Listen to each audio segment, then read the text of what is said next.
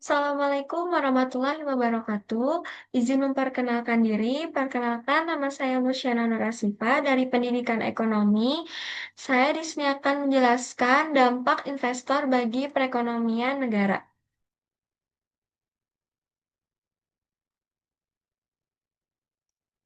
Yang pertama, apa itu investor? Investor adalah individu atau lembaga yang menanamkan modalnya dalam bentuk uang atau aset dengan harapan mendapatkan keuntungan di masa depan. Investasi yang bisa dilakukan itu berupa saham, obligasi, properti, maupun bisnis. Ada dampak positif investor bagi perekonomian. Yang pertama, itu meningkatkan pertumbuhan ekonomi negara, membuka lapangan pekerjaan, dan meningkatkan devisa negara.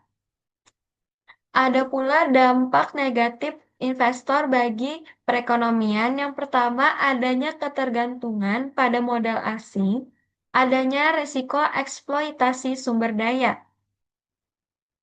Lalu, solusi kita untuk menghadapi dampak investor bagi perekonomian yang pertama, pemerintah harus membuat regulasi yang melindungi kepentingan nasional, diversifikasi investasi atau strategi mengurangi resiko dalam investasi, peningkatan kualitas sumber daya manusia lokal agar mampu bersaing dengan dunia luar, transparansi dalam kerjasama investasi.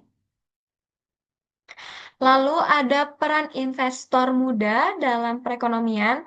Yang pertama itu ada mempelajari literasi keuangan sejak dini, berinvestasi secara bijak dan mempertimbangkan risiko, mendukung UMKM lokal menjadi penggerak inovasi digital dan startup atau perusahaan rintisan seperti e-commerce, menjaga sikap kritis terhadap peluang investasi. Contoh aplikasi investasi yang sudah terdaftar di OJK. Yang pertama ada aplikasi Bibit dengan resiko rendah menengah berupa reksadana, investasi saham. Reksadana yang terdapat pada aplikasi Bibit ini berisi reksadana pasar uang atau RDPU, ada reksadana obligasi, dan reksadana saham. Ada yang kedua itu ada aplikasi Ajaib, itu berupa investasi saham dan reksadana juga dengan resiko menengah tinggi. Lalu ada Bereksa atau bisa di, bisa digunakan untuk berinvestasi seperti investasi obligasi dan reksadana dengan resiko rendah menengah. Lalu ada aplikasi Stockbit, itu aplikasi untuk berinvestasi saham dengan resiko tinggi, dan aplikasi peluang itu berupa investasi saham, kripto, dan saham global yang beresiko tinggi juga. Lalu ada kesimpulan, yaitu investor memiliki peran besar dalam perekonomian suatu negara, namun perlu adanya regulasi, literasi keuangan, dan partisipasi anak muda untuk memastikan investasi memberikan dampak positif bagi masyarakat luar.